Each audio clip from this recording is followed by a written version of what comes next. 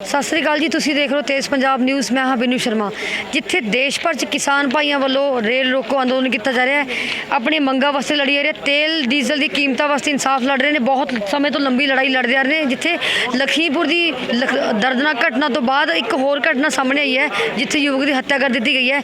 ਇਸ ਮੌਕੇ 'ਤੇ ਸਾਡੇ ਨਾਲ ਕੁਝ ਕਿਸਾਨ ਵੀਰ ਮੌਜੂਦ ਨੇ, ਉਹਨਾਂ ਨਾਲ ਖਾਸ ਗੱਲਬਾਤ ਕਰਦੇ ਹਾਂ ਕਿ ਉਹਨਾਂ ਦੀ ਮੰਗ ਕੀ ਹੈ ਸਰਕਾਰ ਤੋਂ, ਕੀ ਚਾਹੁੰਦੀ ਹੈ ਮੋਦੀ ਸਰਕਾਰ।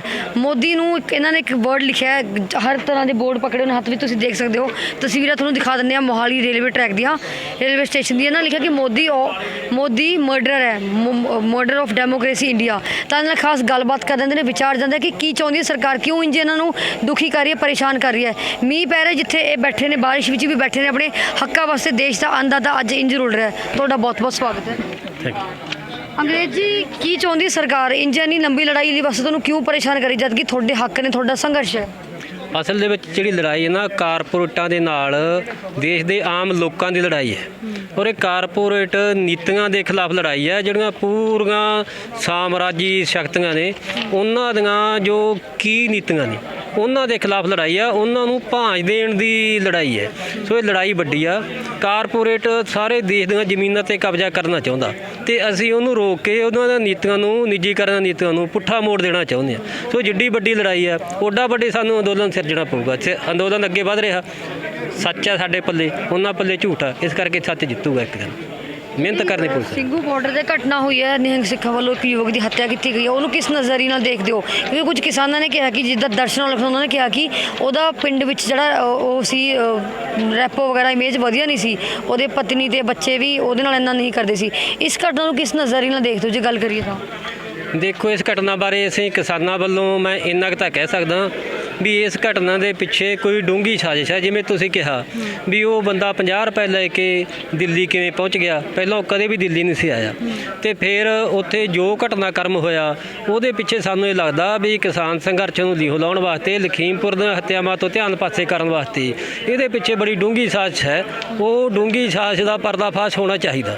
ਪਰ ਅੱਗੇ ਜੋ ਵਰਤਾਰਾ ਵਾਪਰਿਆ, ਅਚਨਚੇਤ ਜੋ ਰਿਐਕਸ਼ਨ ਹੋਇਆ, ਉਹਦੇ ਬਾਰੇ ਉਹ ਕੀ ਹੈ, ਠੀਕ ਹੈ, ਗਲਤ ਹੈ। ਕਿਉਂਕਿ ਉਹ ਇੱਕ ਧਾਰਮਿਕ ਮਹਿਲਾ ਅਤੇ ਧਾਰਮਿਕ ਸੰਸਥਾਵਾਂ ਜਾਂ ਧਾਰਮਿਕ ਸ਼ਖਸੀਅਤਾਂ ਉਹ 'ਤੇ ਟਿੱਪਣੀ ਕਰ ਸਕਦੇ ਹਾਂ ਵੀ ਉਹ ਧਾਰਮਿਕ ਪਰੰਪਰਾ ਅਨੁਸਾਰ ਠੀਕ ਹੋਇਆ ਜਾਂ ਗਲਤ ਹੋਇਆ। ਅਸੀਂ ਇਹ ਕਹਿ ਸਕਦੇ ਹਾਂ ਵੀ ਉਹ ਸਾਡੇ ਘੋਲ ਦੇ ਖਿਲਾਫ ਇੱਕ ਡੂੰਘੀ ਸਾਜ਼ਿਸ਼ ਹੋ ਸਕਦੀ ਹੈ, ਉਹਦੀ ਜਾਂਚ ਹੋਣੀ ਚਾਹੀਦੀ। ਜਿਹੜਾ ਕੋਈ ਹੋਰ ਵੀ ਮੌਜੂਦ ਨੇ ਕਿਸਾਨ ਵੀਰ, ਉਹਨਾਂ ਨਾਲ ਵੀ ਗੱਲਬਾਤ ਕਰ ਲੈਂਦੇ ਹਾਂ। ਜਿੱਦਾਂ ਅੱਜ ਰੇਲ ਰੋਕੋ ਅੰਦੋਲਨ ਤੁਸੀਂ ਕਰ ਰਹੇ ਹੋ, ਇਹਦਾ ਸਰਕਾਰ 'ਤੇ ਕਿੰਨਾ ਕੁ ਅਸਰ ਹੋਵੇਗਾ? ਇੰਝ ਹੀ ਜਾਰੀ ਰੱਖੋਗੇ? ਕੀ ਲੱਗਦਾ ਜਿਹੜੀ ਤੁਸੀਂ ਮੰਗਾਂ ਲੈ ਕੇ ਆ ਰਹੇ ਹੋ, ਚਾਹੇ ਉਹ ਮਹਿੰਗਾਈ ਨੂੰ ਲੈ ਕੇ ਨੇ, ਚਾਹੇ ਆਪਣੇ ਹੱਕਾਂ ਨੂੰ ਲੈ ਕੇ, ਕੀ ਲੱਗਦਾ ਸਰਕਾਰ ਸੁਣੇਗੀ? ਬਿਲਕੁਲ ਸਰਕਾਰ ਸੁਣੇਗੀ। ਅਸਰ ਸਰਕਾਰ ਤੇ ਹੋਣਾ। 1 ਸਾਲ ਹੋ ਗਏ ਬੈਠੇ ਨੂੰ। ਤੁਸੀਂ ਦੇਖ ਸਕਦੇ ਹੋ ਬੀਜੇਪੀ ਦੇ ਗ੍ਰਾਫ ਕਿੰਨਾ ਡਿੱਗਿਆ। ਜਿਹੜਾ ਮੋਦੀ ਨੂੰ ਪਰਪਲ ਨੇਤਾ ਦੱਸਦੇ ਸੀ ਪੂਰੇ ਵਰਲਡ ਦਾ, ਅੱਜ ਕਿੱਥੇ ਕਿਹੜੇ ਨੰਬਰ ਤੇ ਆ ਗਿਆ। ਤੇ ਅਡਾਨੀ ਬਾਨੀ ਦੀ ਜਿਹੜੀ ਅਮੀਰੀ ਤੇ ਆਪਣੇ 1 ਨੰਬਰ ਤੇ ਸੀ, ਉਹ ਖਿਸਕ ਕੇ ਅੱਜ ਕਿੰਨੇ ਨੰਬਰ ਤੇ ਆ ਗਏ। ਅਸਰ ਜ਼ਰੂਰ ਹੋ ਰਿਹਾ। ਦੇਖੋ, ਇੱਕਦਮ ਇਹ ਕਾਰਪੋਰੇਟ ਘਰਾਣੇ ਨਾਲ ਜੰਗ ਹੈ, ਬਹੁਤ ਵੱਡੀ ਕਾਰਪੋਰੇਟ ਘਰਾਣਾ। ਜਿਵੇਂ ਅੰਗਰੇਜ਼ਾਂ ਨਾਲ ਜੰਗ ਸੀ, 200 ਸਾਲ ਲੱਗ ਗਏ ਸਾਨੂੰ ਜੰਗ ਲੜਦਿਆਂ ਨੂੰ। ਇੱਥੇ ਵੀ ਹਲੀ ਜੰਗ ਲੰਬੀ ਹੈ। ਭਗਤ ਸਿੰਘ ਨੂੰ ਫਾਂਸੀ ਹੋਈ ਹੈ 1931 'ਚ, ਅਤੇ 16 ਸਾਲ ਬਾਅਦ ਦੇਸ਼ ਨੂੰ ਆਜ਼ਾਦੀ ਮਿਲੀ ਹੈ। ਇਹ ਜਿਹੜੀ ਸਾਡੀ ਸ਼ਹੀਦੀਆਂ ਹੋ ਰਹੀਆਂ, ਇਹਨਾਂ ਦਾ ਮੁੱਲ ਜ਼ਰੂਰ ਪਊਗਾ। ਟਾਈਮ ਆਉਣ 'ਤੇ ਇਹ ਕਾਰਪੋਰੇਟ ਘਰਾਣੇ ਅਤੇ ਮੋਦੀ ਸਰਕਾਰ ਜਿਹੜੇ ਜ਼ਾਲਮ ਇਹਨਾਂ, ਸਾਨੂੰ ਆਜ਼ਾਦੀ ਮਿਲੂਗੀ। ਅਤੇ ਇਹਦਾ ਅਸਰ ਦੇਖੋ ਤੁਸੀਂ ਅੱਜ ਜਿਹੜੇ ਰੋਕ ਕੇ ਮਿਲੂਗਾ।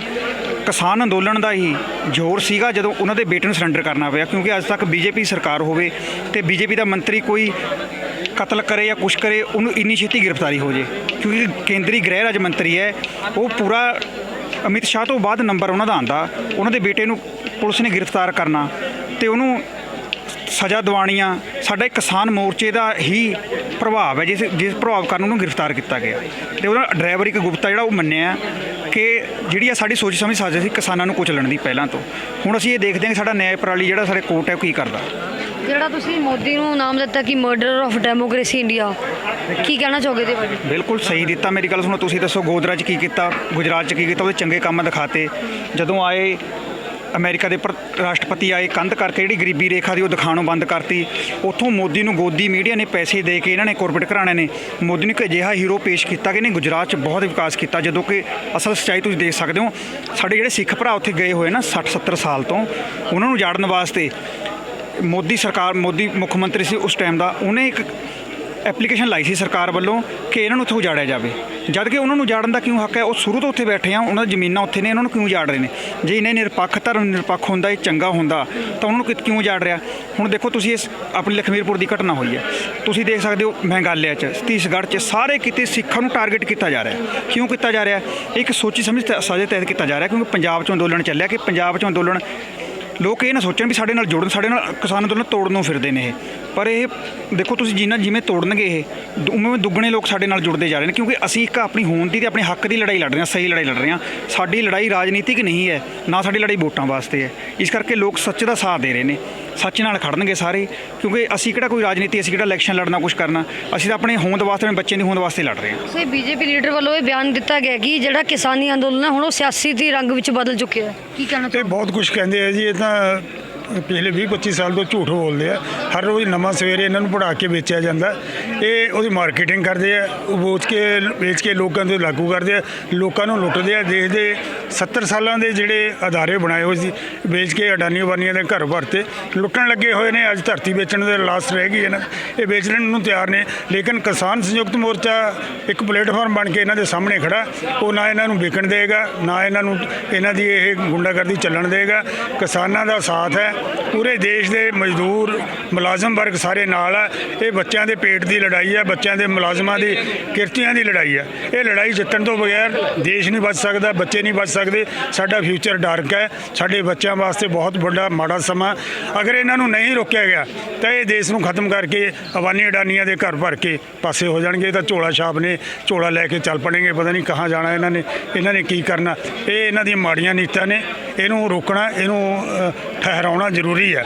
ਇਹਨਾਂ ਨੂੰ ਚਾਹੇ ਰਾਜਨੀਤੀ ਤੋਂ ਗੱਦੀ ਤੋਂ ਪਾਸੇ ਕਰਨਾ ਪਵੇ, ਚਾਹੇ ਇਹਨਾਂ ਦਾ ਲੋਕਤੰਤਰ ਦੇ ਡੈਮੋਕ੍ਰੇਸੀ ਦੇ ਤਰੀਕੇ ਨਾਲ ਇਹਨਾਂ ਨੂੰ ਬਾਹਰ ਕਰਨਾ ਪਵੇ ਰਾਜਨੀਤੀ ਤੋਂ। ਇਹ ਲੋਕਾਂ ਦੀ ਜਿੱਤ ਇਸੇ ਨਾਲ ਹੋਣੀ ਹੈ। ਇਹ ਲੋਕਾਂ ਦੇ ਬੱਚਿਆਂ ਦੀ ਪੇਟ ਤਾਂ ਹੀ ਚੱਲਣੇ ਨੇ ਅਗਰ ਇਹਨਾਂ ਨੂੰ ਆਪਾਂ ਇਸ ਕੰਮ ਤੋਂ ਹਟਾਵਾਂਗੇ। ਨਵੇਂ ਸੀਐਮ ਚੰਨੀ ਬਾਰੇ ਕੀ ਵਿਚਾਰ ਨੇ? ਅੱਜ ਉਹਨਾਂ ਦਾ ਪੁਤਲਾ ਵੀ ਜਲਾਇਆ ਗਿਆ, ਉਹਨਾਂ ਦਾ ਤੇ ਚੰਨੀ ਦਾ ਤੇ ਅਮਿਤ ਸ਼ਾਹ ਦਾ ਪੁਤਲਾ ਜਲਾਇਆ ਗਿਆ ਆਪ ਪਾਰਟੀ ਵੱਲੋਂ।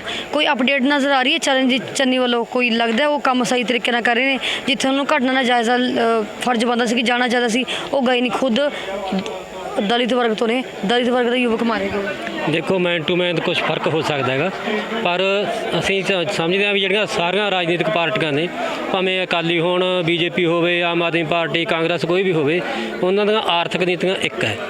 ਆਰਥਿਕ ਨੀਤੀਆਂ ਤੇ ਉਹਨਾਂ ਦਾ ਕੋਈ ਰੌਲਾ ਨਹੀਂ। ਸੋ ਇਸ ਕਰਕੇ ਸਮਝਦੇ ਹਾਂ ਵੀ ਪਾਰਲੀਮੈਂਟਰੀ ਪਾਰਟੀਆਂ ਅਸਲ ਦੇ ਵਿੱਚ ਇੱਕੋ ਹੀ ਪਾਰਟੀ ਆ, ਲੋਕਾਂ ਦੇ ਖਿਲਾਫ ਹੈ। ਕਾਰਪੋਰੇਟਾਂ ਦੀ ਲੁੱਟ ਕਾਇਮ ਰੱਖਣ ਵਾਸਤੇ ਕਿਸਾਨਾਂ ਦੇ ਖਿਲਾਫ ਹੈ। ਸੋ ਕੋਈ 19-21 ਦਾ ਉਹਨਾਂ ਦਾ ਫਰਕ ਹੋ ਸਕਦਾ। ਸੋ ਅਸੀਂ ਉਹ 'ਚੋਂ ਵੀ ਕਾਂਗਰਸ ਚੰਗਾ ਹੈ ਜਾਂ ਚੰਨੀ ਚੰਗਾ ਹੈ, ਇਹ ਕੋਈ ਗੱਲ ਨਹੀਂ ਹੈ। ਲੋਕਾਂ ਦੇ ਖਿਲਾਫ ਉਹ ਮਾੜੇ ਆ। ਜੇ ਅਸੀਂ ਕੋਈ ਉਹਨਾਂ ਤੋਂ ਹੱਕ ਲੈਣੇ ਆ ਜਾਂ ਕੋਈ ਆਪਦੇ ਪੱਕੀ ਹੋਈ ਕਾਨੂੰਨ ਬਣਵਾਉਣੇ ਆ ਤਾਂ ਉਹ ਸਾਡੀ ਲੋਕਾਂ ਦੀ ਇਕਮੁੱਠ ਤਾਕਤ ਨਾਲ ਹੀ ਹੋਣੀ ਆ, ਉਹ ਕਿਸੇ ਦੇ ਰਹਿਮੋ ਕਰਮ ਤੇ ਨਹੀਂ ਹੋਣੀ। ਤੇ ਕੀ ਕਹਿਣਾ ਚਾਹੋਗੇ ਜਾਂਦੇ ਮੋਦੀ ਸਰਕਾਰ ਬਾਰੇ? ਹਾਂ, ਮੋਦੀ ਸਰਕਾਰ ਅਸਲ 'ਚ ਹਿਟਲਰ ਦੇ ਪਦ ਚਿੰਨ੍ਹਾਂ 'ਤੇ ਚੱਲ ਰਹੀ ਹੈ। ਝੂਠਾ ਪ੍ਰਚਾਰ ਕਰਕੇ ਇੱਕ ਝੂਠ ਨੂੰ 100 ਵਾਰੀ ਬੋਲੋ, ਉਹਨੂੰ ਸੱਚ ਬਣਾ ਦੇਣਾ, ਲੋਕਾਂ ਦੇ ਵਿੱਚ ਫੁੱਟ ਪਾ ਕੇ ਆਪਦਾ ਰਾਜ ਕਾਇਮ ਰੱਖਣਾ, ਬਦਅਖਲਾਕੀ ਫੈਲਾ ਰਹੀ ਆ। ਦੇਸ਼ ਦੇ ਲੋਕਾਂ ਦੇ ਵਿੱਚ ਫੁੱਟ ਪਾ ਕੇ ਦੇਸ਼ ਦਾ ਨੁਕਸਾਨ ਕਰ ਰਹੀ ਆ। ਸੋ ਇਹ ਬੜੀ ਖਤਰਨਾਕ ਸਰਕਾਰ ਹੈ। ਦੇਸ਼ ਦੇ ਲੋਕਾਂ ਨੂੰ ਇਕਮੁੱਠ ਹੋ ਜਾਣਾ ਚਾਹੀਦਾ। ਇਹਨਾਂ ਦੀਆਂ ਜਿਹੜੀਆਂ ਫੁੱਟਬਾਲ ਨੀਤੀਆਂ ਉਹਨੂੰ ਸਮਝ ਲੈਣਾ ਚਾਹੀਦਾ, ਨਹੀਂ ਤਾਂ ਆਪਣੇ ਦੇਸ਼ ਦਾ ਬਹੁਤ ਨੁਕਸਾਨ ਹੋਊਗਾ। ਤੇ ਇਹਨਾਂ ਨੂੰ ਮੋਦੀ ਸਰਕਾਰ ਨੂੰ ਆਉਣ ਵਾਲੇ ਸਮੇਂ ਦੇ ਵਿੱਚ ਹਰਾਉਣਾ ਚਾਹੀਦਾ, ਸਭ ਕੁਝ ਸਿਖਾਉਣਾ ਚਾਹੀਦਾ। ਤਾਂ ਤੁਸੀਂ ਦੇਖਿਆ ਸੀ ਕਿ ਮੈਨੂੰ ਕੁਝ ਕਿਸਾਨ ਵੀਰ ਜਿਨ੍ਹਾਂ ਦਾ ਕਹਿਣਾ ਕਿ ਮੋਦੀ ਸਰਕਾਰ ਬਹੁਤ ਖਤਰਨਾਕ ਸਰਕਾਰ ਹੈ, ਇਕਜੁੱਟ ਹੋ ਜਾਣਾ ਹੀ ਬਿਹਤਰ ਹੈ, ਕਿਉਂਕਿ ਜੇਕਰ ਇਕਜੁੱਟ ਨਹੀਂ ਹੋਏ ਤਾਂ ਇਸ ਦੇਸ਼ ਦਾ ਬਹੁਤ ਨੁਕਸਾਨ ਕਰ ਜਾਏਗੀ। ਆਲਰੇਡੀ ਹੋ ਰਿਹਾ, ਹੋਰ ਨੁਕਸਾਨ ਹੋ ਸਕਦਾ ਹੈ। ਜਿੱਥੇ ਚਰਨਜੀਤ ਚੰਨੀ ਦੀ ਗੱਲ ਹੈ, ਉਹਨਾਂ ਵੱਲੋਂ ਕੋਈ ਅਪਡੇਟ ਦਿਖਾਈ ਨਹੀਂ ਜਾ ਰਹੀ ਹੈ।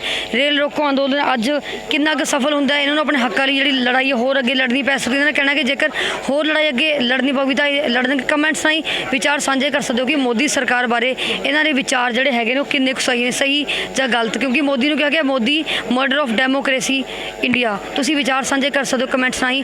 ਬਣੇ ਰਹੋ ਤੇਜ਼ ਪੰਜਾਬ ਨਿਊਜ਼ ਨਾਲ।